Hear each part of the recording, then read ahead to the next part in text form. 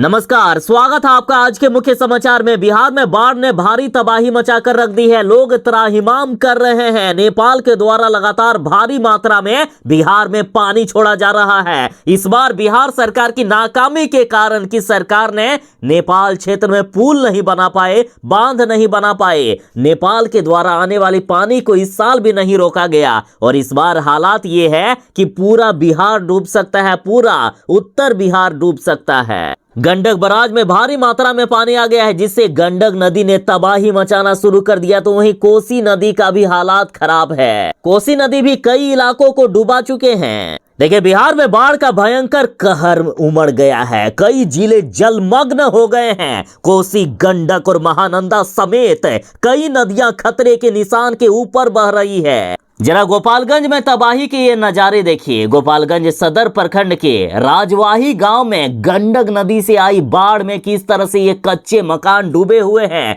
घरों से सामान निकालकर लोग सड़क शरण लिए हुए हैं, सड़कों के किनारे बसे हुए हैं। वहीं रामनगर गांव में +2 विद्यालय, मिडिल स्कूल और आंगनबाड़ी केंद्र का आधा हिस्सा बाढ़ के पानी में डूब चुका है। जान जोखिम में डालकर लोग सड़क पार करने को मजबूर हैं, क्योंकि सरकार और प्रशासन कान में तेल डालकर सोई हुई है। बिहार के हर एक जिले की बात करेंगे। गोपालगंज में और भी तबाही का मंजर दिखाऊंगा। पहले आप अन्य जिलों की बात सुन लीजिए। तो इधर मधुबनी में भारी तबाही आई है। मधुबनी में जरा देखिए खेतों की क्या हालात हो गई है। चारों तरफ आपको पानी ही पानी नजर आ रहा होगा कि किसानों के खेत पूरी तरीके से डूब चुके हैं। यहाँ के किसान तबाह हो चुके हैं। साथ ही मधुबनी में कई घरों में बाढ़ का पानी प्रवेश कर चुका है, जिससे स्थानीय लोगों को काफी समस्या हो रही है। लोग अपने घर द्वार को छोड़कर पलायन करने को मजबूर हो चुके हैं। गंडक नदी के बाद कोसी नदी भी भयंकर तबाही मचा रही है। कोसी क्षेत्र के लोग अपने बोरिया बिस्तर को लेकर किसी दूसरे स्थान पर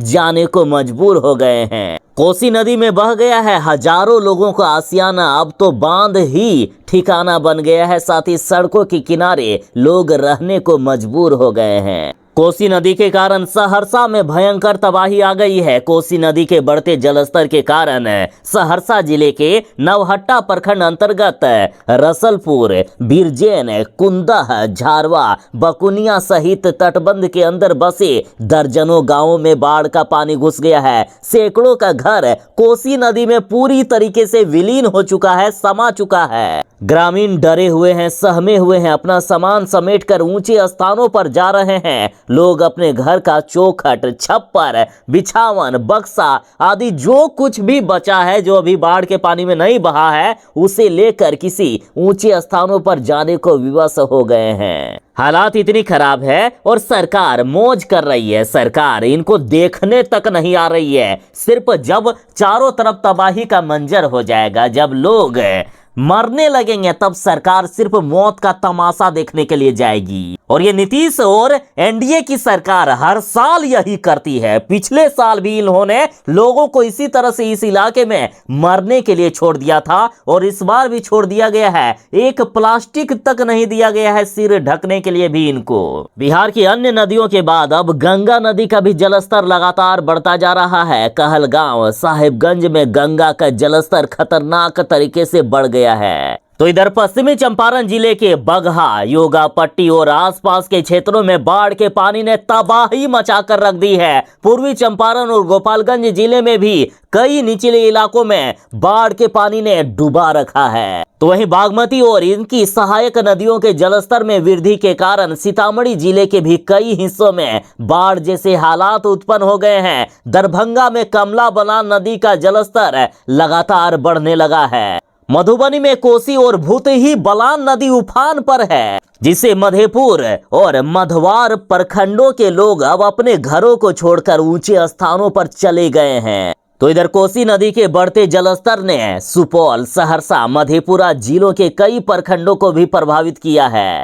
गोपालगंज में भी भारी तबाही आई है। सदर प्रखंड के रामनगर, जागिरी टोला, मलाही टोला में सड़कों पर बाढ़ का पानी फैल गया है, जिससे लोगों को अब सड़कों पर नाव चलाने पड़ रहे हैं। जिला प्रशासन ने ग्रामीणों को 2 सरकारी नाव उपलब्ध करवाए हैं। इसके अलावा आवाजाही के लिए कई निजी नौकाओं का भी संचालन अब गांवों की गलियों में और सड़कों में होने लगा है। तो इधर भागलपुर में गंगा और कोसी नदी के जलस्तर में तेजी से वृद्धि हो रहा है, जिससे भागलपुर जिले के नवगछिया अनुमंडल में गंगा और कोसी नदी ने भयंकर तबाही मचा दी। हालात ये है कि कहलगांव प्रखंड के वीन बन्ना पंचायत के कई गांवों में तेजी से कटाव हो रहा है। अब तक सैकड़ों लोगों के घर नदी में समा चुके हैं। तो इधर गंडक नदी में बाढ़ के कारण विनाश लीला जारी है। 35 गांवों को डुबा ले गई है गंडक नदी। हर साल गंडक नदी में बाढ़ के कारण कई गांव गंडक नदी के गोद में समा जाते हैं और इस बार भी भयंकर तबाही आई है। अब तक गंडक नदी में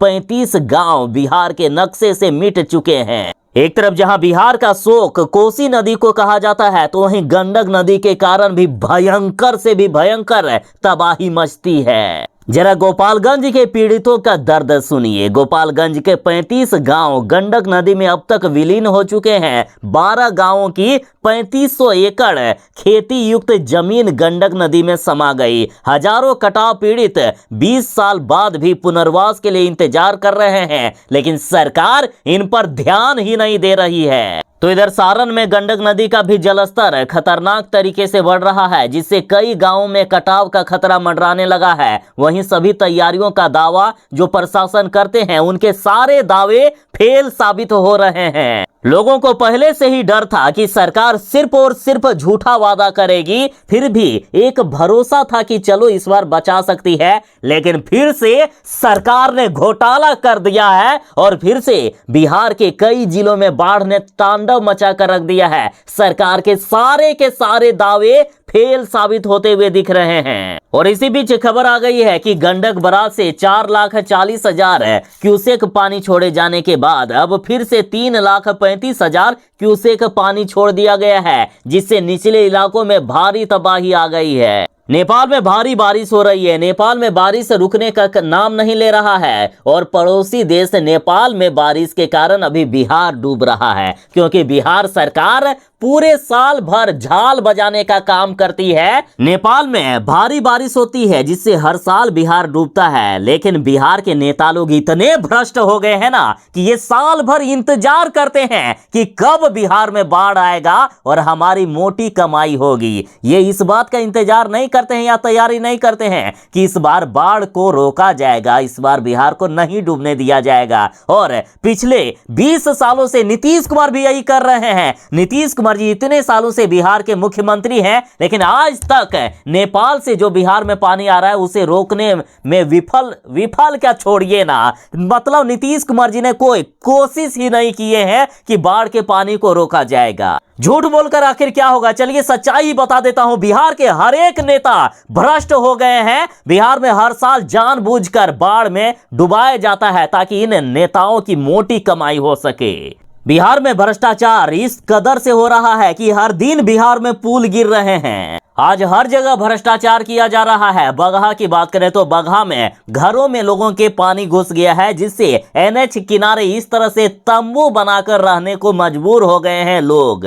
बच्चों की पढ़ाई लिखाई पूरी तरीके से चौपट हो गई है, स्कूल भी डूब गए हैं। और जब लोग अपने घर पर रहेंगे ही नहीं, इस तरह सड़कों पर खाला बदोश वाली जिंदगी गुजारेंगे, तो बच्चों की पढ़ाई का आखिर कौन सोच सकता है। 2 वक्त की रोटी भी अब कैसे मिलेगी, बच्चों को कैसे जिंदा रखेंगे, इसके जुगत में जुड़ गए हैं लोग। और जब इतनी ज्यादा नर्क वाली जिंदगी जनता को कोई राजा देगा, तो जनता का गुस्सा आखिर क्यों नहीं बढ़ेगा बताइए। कई लोग तो यहां तक कह रहे हैं कि यदि नेता मिल गए ना, जो हमें साल भर नहीं देखने के लिए आते हैं, हमें मरने के लिए छोड़ देते हैं, वो इस बार नेता मिल गए ना, तो यही बाढ़ के पानी में उठाकर फेंक देंगे उनको।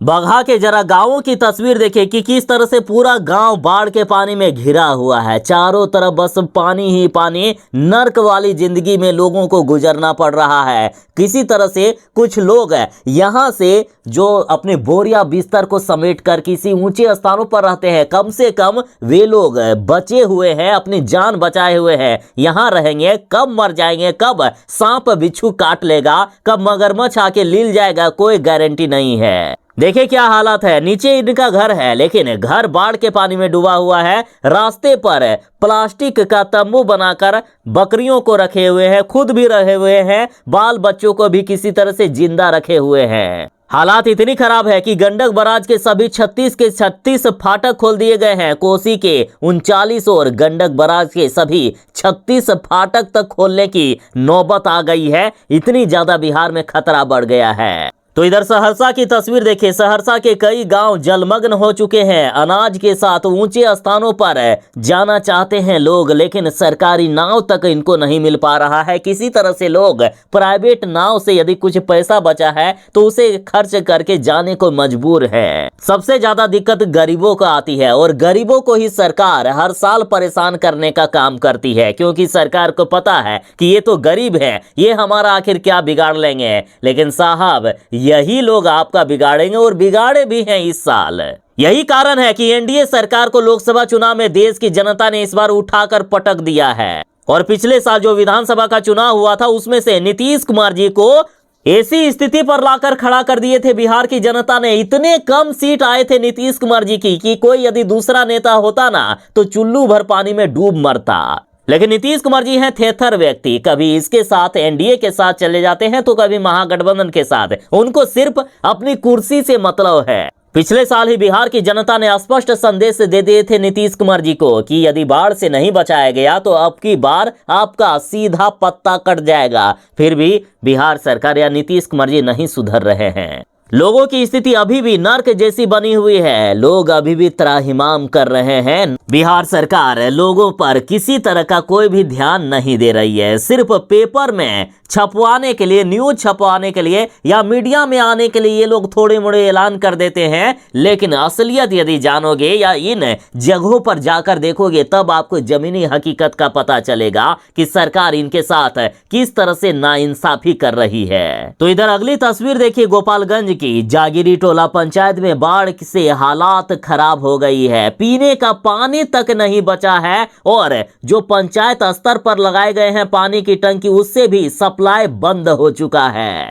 इस पंचायत में एहतियातन बिजली सप्लाई भी काट दी गई है। आने जाने के लिए सिर्फ एक नाव ही सहारा बच गया है, लेकिन सरकारी स्तर पर नाव का इंतजाम भी नहीं किया गया है। बाढ़ पीड़ितों का कहना है कि एक नाव जादवपुर थाना स्तर पर मिला है, जिसे थाना में जमा करने के लिए कर्मचारी दबाव बना रहे हैं। बाढ़ पीड़ित इलाकों में डीएम या बीडीओ, सीओ तक हालात का जायजा लेने नहीं पहुंच रहे हैं, जिससे बाढ़ पीड़ितों में सरकार के प्रति भारी आक्रोश देखा जा रहा है। सरकार को गाली तक देने लगे हैं, गंदी गंदी गालियां देने लगे हैं लोग। फिर भी ये बेशरम सरकार सुधरने को तैयार नहीं है। गोपालगंज के स्थानीय लोगों के अनुसार सरकार और प्रशासन के लोग बाढ़ से अस्थायी निदान के लिए कोई भी कामगार कदम नहीं उठाए हैं। इस बार भी गंडक नदी तबाही मचा रही है। बाढ़ से लोग परेशान हैं और सरकार से मदद मिलने का इंतजार कर रहे हैं, लेकिन सरकार इनकी कोई भी मदद नहीं कर रही है।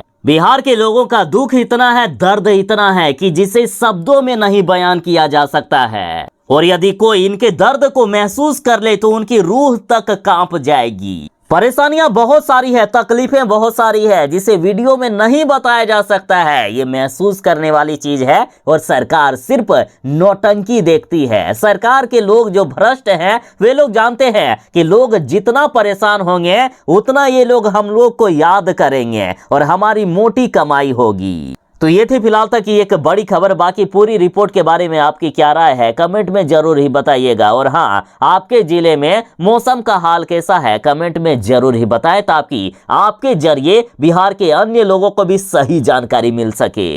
वीडियो अच्छी लगी हो तो लाइक करके ज्यादा से ज्यादा शेयर जरूर ही कर दीजिएगा। जो चैनल पर नए हैं चैनल को सब्सक्राइब कर लें, आगे आपको काम देगा। तो चलिए मिलते हैं बस थोड़ी ही देर में नई खबरों के साथ, नई अपडेट के साथ। तब तक के लिए दीजिए इजाजत। बाय। जय हिंद, भारत माता की जय।